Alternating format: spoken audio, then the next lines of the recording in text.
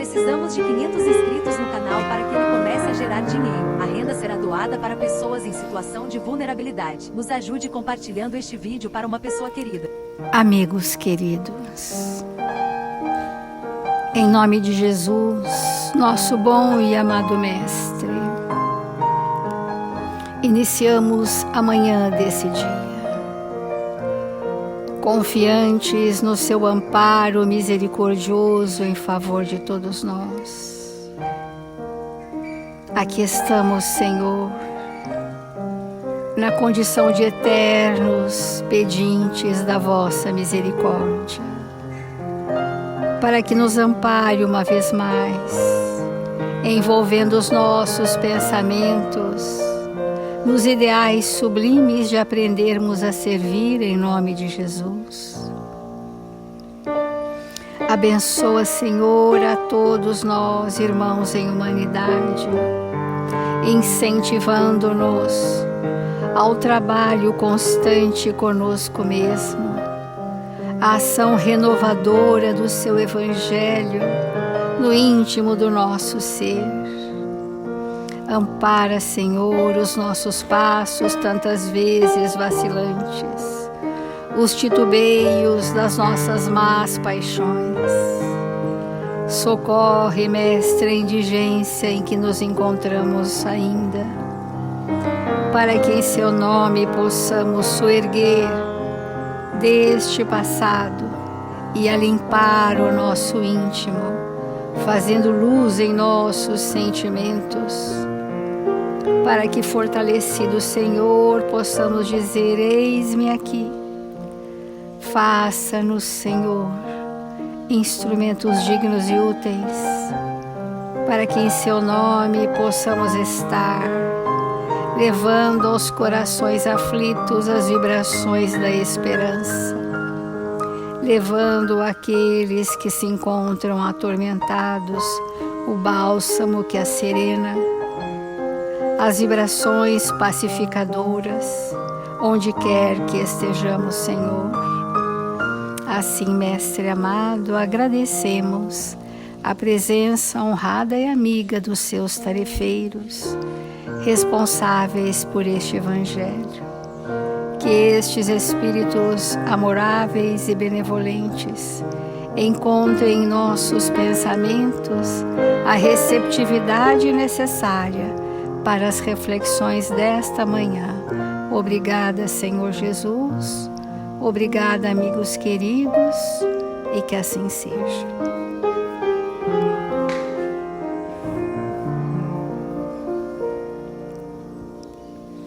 Do Evangelho segundo o Espiritismo, o capítulo 5, Bem-aventurados os aflitos. E o item 10 faz parte das causas anteriores das aflições. Os espíritos não podem aspirar à felicidade perfeita senão quando são puros. Toda mancha lhes interdita a entrada nos mundos felizes.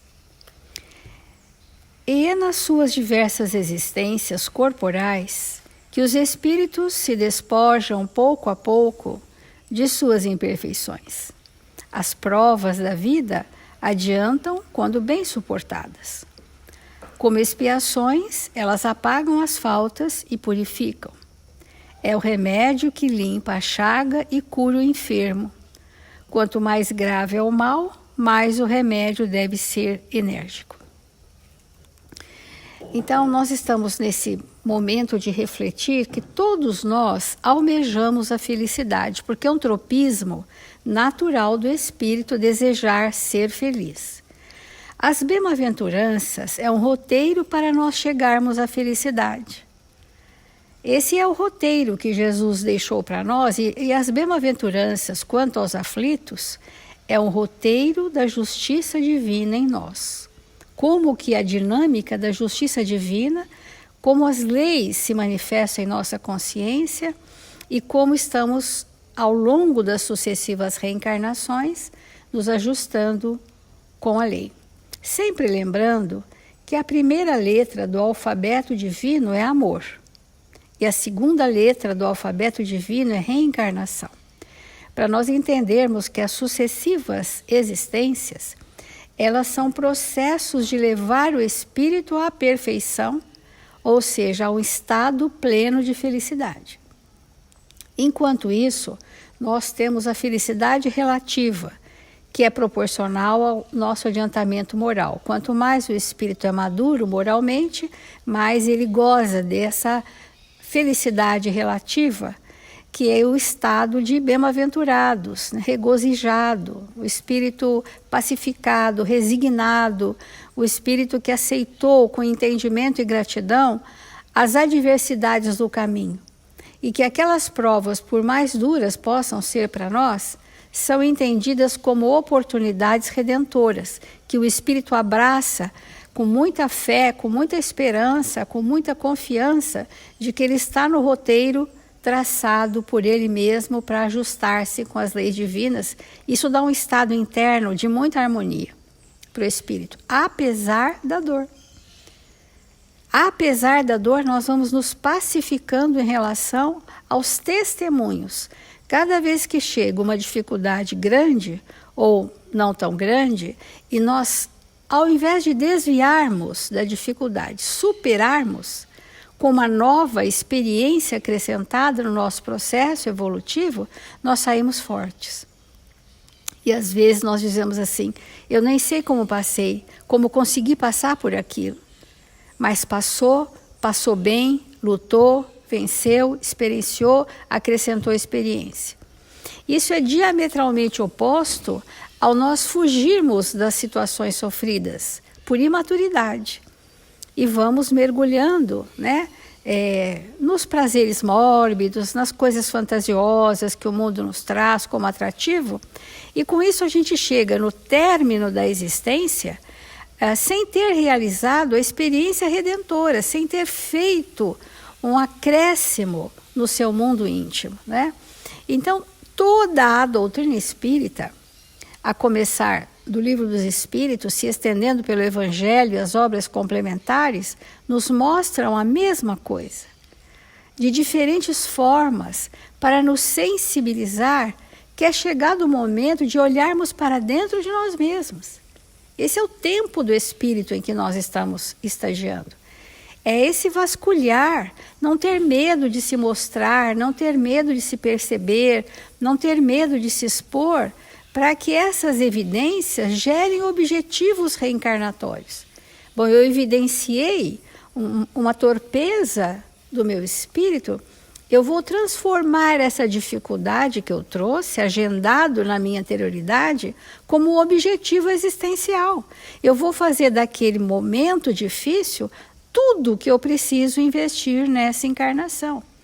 E colocar força nisso, colocar ânimo, né? Colocar uma energia vital para que esse objetivo ele possa realmente ser atendido, porque é plenamente passível de ser atingido.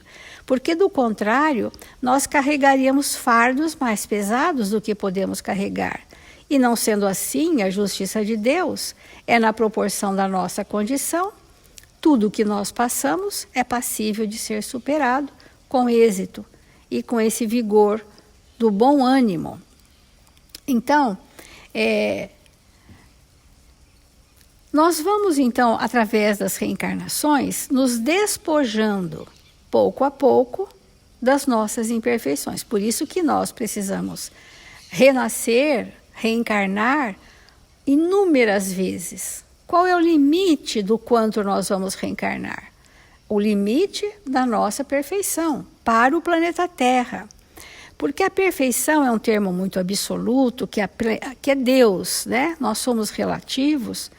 De que perfeição estamos falando? Da perfeição possível no planeta Terra.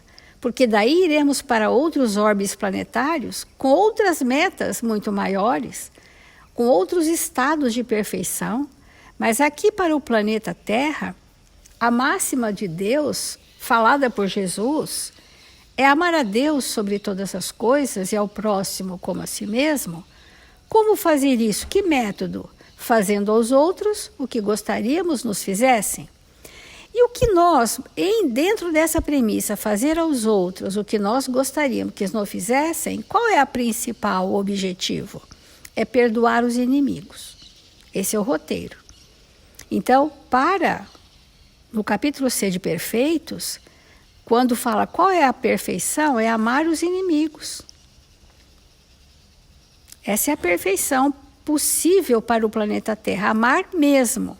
Que não é só desculpar, que não é só esquecer, que não é amar. Então, amar os inimigos atende à premissa maior de amar a Deus amando ao próximo. E fazer ao outro o que gostaríamos nos fizessem. Então, esse é o roteiro. Quando as pessoas nos perguntam, mas como fazer para, então, trabalhar essa questão comigo? O nosso paradigma é o cristianismo. É Jesus, são as leis divinas, né? Qual é o nosso paradigma? Leis de Deus, que Jesus veio vivenciar conosco. Ele veio ser a lei de Deus para que nós tivéssemos um exemplo vivo. Então, se esse é o nosso paradigma, e se nós precisamos fazer aos outros o que gostaríamos nos fizessem, e o principal tema das reencarnações no planeta Terra está relacionado ao perdão. Olha só, gente. Pode avaliar todas as famílias que nós conhecemos, todas as pessoas que atendemos na casa espírita, todas as pessoas do nosso relacionamento, e nós vamos ver que os desafetos são ausência de perdão, que as mágoas são ausências de perdão, que as antipatias são ausências de perdão, que as violências são ausências de perdão, que a crueldade é uma ausência de perdão. E assim nós vamos entendendo o quanto essa vibração do perdoar nos aperfeiçoa como espírito. E quando esse influxo se estabelece no nosso íntimo, há um impulso e aquelas cascas duras, adensadas no nosso perispírito, vão ruir, vão craquelar, vão se desfazer, e aí nós vamos chamar de espiritualização da existência. Quando esse endurecimento perispirítico, esse adensamento, não mais existir, nós tivemos uma leveza de sentimentos e pensamentos, uma amorosidade nas nossas ações e o perdão às ofensas alheias, extirpando de nós o mal que acomete o outro, nós estaremos no caminho da reparação com a lei de Deus. Então, para a gente complementar esse pensamento, nós trouxemos de Emmanuel, no Fonte Viva, a lição que nós já fizemos muitas vezes, mas ela sempre cabe numa reflexão sobre o tema que nós estamos trazendo das causas anteriores das nossas aflições, que é a lição renovemo-nos dia a dia. Todos os dias requer de nós um trabalho forte conosco mesmo através do próximo, porque o trabalho forte conosco mesmo jamais em tempo algum será sozinhos na nossa casa ou num canto recolhidos, né? É nós estarmos no mundo, com os estímulos do mundo, com os relacionamentos do mundo, e trazermos dentro de nós uma clareza de nos modificarmos, e que o próximo é o estímulo para que eu me melhore a cada dia. Então aqui tem uma citação de Paulo na Epístola aos Romanos, que diz assim: transformai-vos pela renovação de vossa mente, para que proveis qual é a boa, agradável e perfeita vontade de Deus. O Espírito, qual o princípio através do qual nós começamos a nossa transformação? É pelo pensamento. É o pensamento que cria formas, que adensa emoções, que gera paixões, que geram realizações, e que essas realizações são experiências, e essas experiências vão ficando depositadas na nossa memória, e a nossa memória está estampada em nosso perispírito, e é disso que nós temos sido formados ao longo do tempo. Então, a renovação da mente, né, que é o modo de pensar, é o modo de sentir, é o modo de agir, é o entendimento que eu tenho da vida como espírito, é isso que Paulo já nos alertava para que a transformação começasse desse núcleo. E diz assim Emmanuel: não adianta a transformação aparente da nossa personalidade na feição exterior, porque muitas pessoas, naquele afã de fazerem mudanças, começam apenas a falar diferente, mudam o tom de voz e mudam o gesticulatório e até o comportamento. Mas aquilo é muito externo. Mas pode ser um princípio de conter as suas más tendências, pode ser um princípio, mas isso não se estabelece no espírito. Isso é efêmero, é uma circunstância. Então, a nossa personalidade na feição exterior, nós vamos chamar que mudamos o quê? A personalidade? Não. Nós mudamos o comportamento. O comportamento é externo à personalidade, né? Então, por exemplo, diz Emmanuel, mais títulos, mais recursos financeiros, mais possibilidades de conforto e maiores considerações sociais podem ser simples agravo de responsabilidade. Muito embora as pessoas que trazem uma condição melhor do ponto de vista material, trazem também um compromisso maior de auxiliar mais, para que a sua consciência não leve consigo pendências, né, reencarnatórias. Mas o chamamento é para todos nós. Renovemo-nos por dentro. É preciso avançar no conhecimento superior. Então, o primeiro ponto de renovação é sairmos da ignorância. A ignorância quanto às leis divinas. Esse é o primeiro ponto se nós queremos começar a nos renovar. O estudo da doutrina espírita, quando é um estudo reflexivo, que nos conduz a nos perceber, é o primeiro passo além do conhecimento. Então, reunir-se em grupos pequenos, estudar a doutrina espírita, e quando eu digo isso é fundamentação mesmo, obras básicas, que está faltando muito esse estudo, das obras básicas aplicadas em nós. Se elas geram estímulos, essas reflexões, para que mobilize mudanças íntimas. Estas mudanças não se fazem sem os relacionamentos. Então, estarmos junto a pessoas que mobilizam as nossas tendências para que eu as identifique e corrija e pacifique. Então, é preciso avançar no conhecimento superior, ainda mesmo que a marcha nos custe suor e lágrimas, porque o percurso é doloroso. Porque imagina, tudo aquilo que a gente vai reformar tem uma desconstrução primeiro, desmancha muita coisa, quebra muita coisa dentro de nós, para depois se reorganizar uma nova postura. Aceitar os problemas do mundo e superá-los, à força de nosso trabalho e de nossa serenidade, é a fórmula justa de aquisição do discernimento. O trabalho é uma força poderosa, né?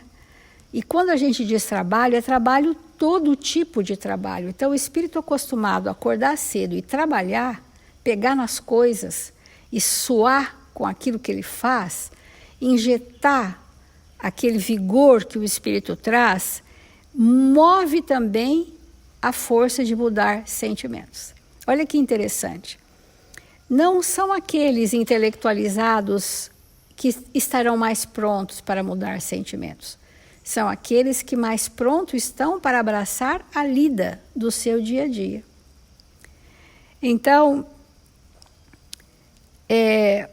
a fórmula justa da aquisição do discernimento, dor e sacrifício, aflição e amargura, são processos de sublimação que o mundo maior nos oferece, a fim de que a nossa visão espiritual seja acrescentada. Quando que nós vamos entrar nesse estado, amigos, de maturidade e discernimento, de sentir que a dor e sacrifício, aflição e amargura são processos de sublimação do espírito? Quando a gente fala assim, olha, chegou a dor, chegou a oportunidade. Como eu vou aproveitar essa oportunidade? Fazer desse estado de aflição, que gera mesmo, né? A dor gera um estado aflitivo, processo de sublimação. É importante que a gente pense isso em relação ao nosso dia a dia. Eu tenho falado quase que diariamente sobre as aflições no sentido dos sintomas. Aflições são um termo muito genérico que a espiritualidade trouxe para nos mostrar que nós estamos cheios de sintomas que mostram os pontos vulneráveis. Onde está a minha vulnerabilidade? Né? É naquilo que eu trouxe que vai gerar sintomas. Nossos pensamentos exteriorizados ou íntimos, eles geram uma carga vibratória, muitas vezes deletéria, que nós vamos inalar essas emanações fluídicas das nossas emoções corrompidas. Nós vamos deixar o nosso campo vibratório muito intenso dessas vibrações. É muito importante nós entendermos isso. Ora, nós trazemos no perispírito porosidades, nós trazemos distonias, desorganizações energéticas, nós trazemos vulnerabilidade perispirítica, nós trazemos predisposições mórbidas no perispírito. Aonde eu jogo a energia doente dos meus pensamentos e das minhas emoções torporosas? Eu inalo pelos poros perispiríticos. E aquela raiva que muitas vezes por dia eu me irrito, aquele estado de humor de que não vale a pena viver, aquele estado de intolerância nos relacionamentos, essas posturas mentais, essas criações mentais, nós criamos no nosso íntimo e nós absorvemos pela porosidade perispirítica e vamos adoecer mais e mais e mais. Então, há aflições que são são potenciadas, são superestimuladas, são valorizadas por nós mesmos, que são as aflições vazias que Emmanuel tem um tratado disso na sua obra. Aflições vazias. Se nós nem sabemos por que não queremos estar com ninguém, nem sabemos por que a vida é triste para nós, não sabemos por quê. E a doutrina espírita nos responde com clareza. Nós estamos adoecendo, a humanidade adoeceu, esse estado pandêmico, retirando a parte da pandemia viral, nós temos uma pandemia paralela que são de distonias mentais. As pessoas estão desarvoradas, as pessoas estão temerosas, as pessoas estão inseguras ou incrédulas. Enfim, nós temos um monte de sintomas atuais que denunciam que aquilo que estava reprimido no nosso campo mental está manifestado. Olha que complexidade. Então, nós vamos adoecendo essas aflições vazias, porque sabe aqueles pensamentos secretos que eu acalento por um vício mental, que eu injeto meu fluido vital e imanto, né, das vibrações mais deletérias possível? Onde estão esses pensamentos? Em mim, adensados em mim. O nosso corpo físico, ele tem uma estrutura muito forte para nos suportar como espíritos imperfeitos. É impressionante a organização do nosso corpo para suportar as mentes acanhadas que nós temos ainda. Mas tem um limite. As nossas ordens mentais, as nossas escolhas, elas vão destruir também a nós mesmos enquanto aparelho psicossomático, o nosso perispírito e, consequente, o nosso corpo físico. Então, nós estamos falando do quê? De causas anteriores das nossas aflições. Então, por exemplo, diz Emmanuel na lição: facilidades materiais costumam estagnar-nos a mente, quando não sabemos vencer os perigos fascinantes das vantagens terrestres, né? Os espíritos missionários, eles têm um estilo de vida muito, vamos dizer assim, sóbrio de excessos, uma vida bastante simples e uma vida de muita disciplina. Porque quando nós temos uma vida absolutamente simples e disciplinada, nosso campo mental não está envolvido em nada que não seja o progresso, o servir, o estar com o próximo. Não tem nada que ocupa de problemas, né? Então, é um perigo a estagnação da mente no conforto material, né?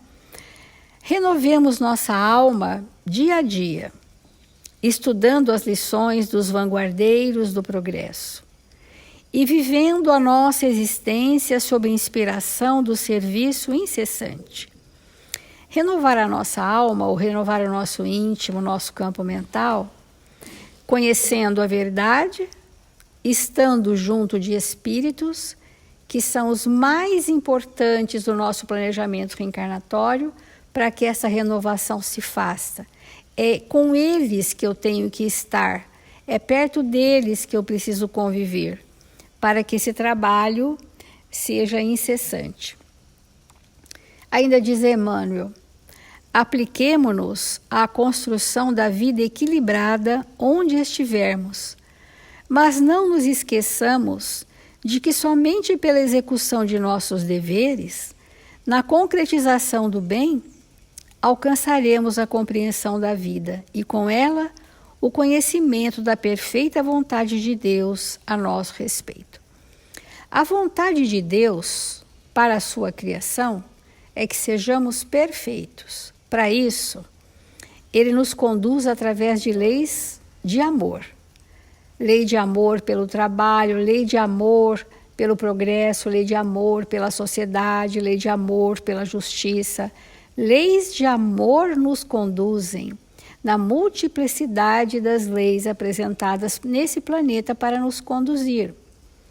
Deus misericordioso nos concede as reencarnações, para que seja cada encarnação uma oportunidade de progresso. Deus nos envia Jesus, o Espírito perfeito para o nosso planeta, que veio ser para nós a lei. Ele não veio explicar a lei, ele veio viver a lei que ele já era em si, para que nunca nos sentíssemos sós. Jesus nos enviou seus prepostos, mensageiros do seu amor. E todos nós, a humanidade, temos espíritos que mais diretamente nos amparam, que nos intuem, que nos conduzem, que amparam a nossa família.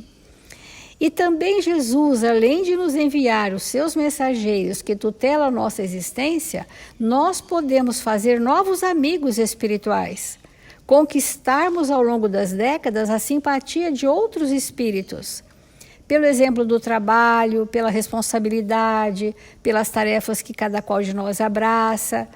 Então, cada vez nós vamos estar situados com pessoas encarnadas e desencarnadas, amigas, que nos pontuam os nossos deslizes, que nos erguem, que não deixam que a gente possa titubear, que nos amam e nos perdoam apesar das nossas imensas dificuldades. Tudo isso é para que jamais nós possamos falar da palavra solidão. Porque a solidão é um sintoma atual da humanidade, porque daqueles de nós que não aprendemos a ser solidários, sempre seremos sozinhos, né? O espírito sozinho é aquele que não soube ser solidário, então ele não tem ninguém. E às vezes ele não faz questão de ninguém. E essa solidão e tudo isso, todos os sintomas que hoje nós falamos aqui, significa vazio existencial. essa sintomatologia de perturbações que a gente vê nas assistências fraternas, nos acolhimentos da casa espírita, nos assistidos, pode vasculhar o íntimo que tem um vazio existencial, um não preenchimento de sentimentos derivados de relacionamentos profundos. Porque quando a gente tem sentimentos derivados de relacionamentos profundos, nós estamos planificados. Então, que todas as pessoas que se sentem solitárias e que encontram num estado rebaixado de humor, avente a possibilidade de estar com muitos construindo sentimentos nobres, até por aqueles que nos são desconhecidos. E que nós vamos ver o vigor que isso acende em nós, né? Muito bom, amigos. A nossa reflexão de hoje foi essa e nós vamos então fazer a prece por todos os que estão sendo assistidos e por todos aqueles que o nosso coração alcançar.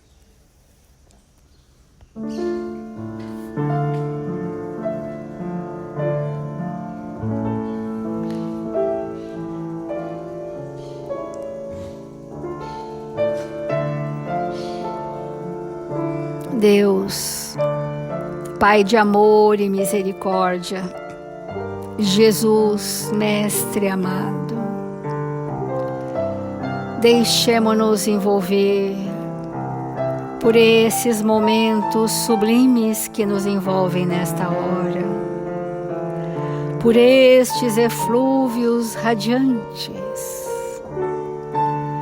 de cintilações de multicores, que se derramam sobre nós, qual se pétalas luminosas de flores coloridas, encontrassem guarida em nossos corações, e a vibração amena, com a palavra dos amigos espirituais que nos asserenam em nossos dias de dor, que acordam em nós a purificação dos sentimentos e que nos conduzem a regiões espirituais felizes. Mentalizemos nesta hora para formarmos um cenário coletivo de amparo espiritual.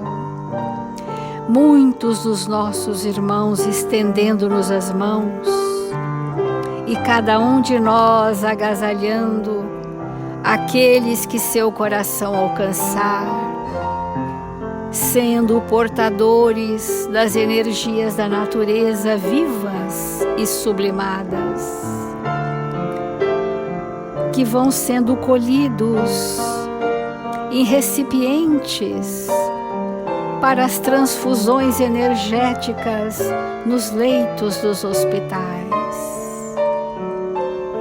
E que todos, Senhor, recebam da sua misericórdia o socorro necessário. Queremos nesta hora lembrar de todos os familiares que aguardam aflitos o restabelecimento de um dos seus, que a consolação vinda da esperança de que tudo o que nos acontece é para o melhor, possa ser inoculada nesses corações. E que nossos dias sejam dias de trabalho na seara com Jesus. E que nossas horas sejam planificadas pelas vibrações das oportunidades redentoras do caminho.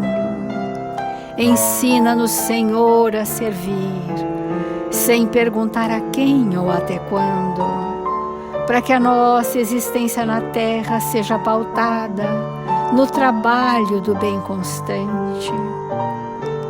Amigos, oremos pelo Brasil, para que Jesus, através de Ismael, de Eurípides Barçanufo, de Bezerra de Menezes e tantos outros, arregimentados para tutelar essa pátria, possam agir, Senhor, a todos aqueles que governam a nossa nação. Nós suplicamos, Senhor, por toda a humanidade da Terra, nesse momento especialíssimo do planeta, que transita para um novo tempo. Assim, amigos queridos, encerramos o Evangelho desta manhã dizendo: glória a Deus nas alturas, paz na terra, boa vontade entre os homens, hoje e sempre, e que assim seja.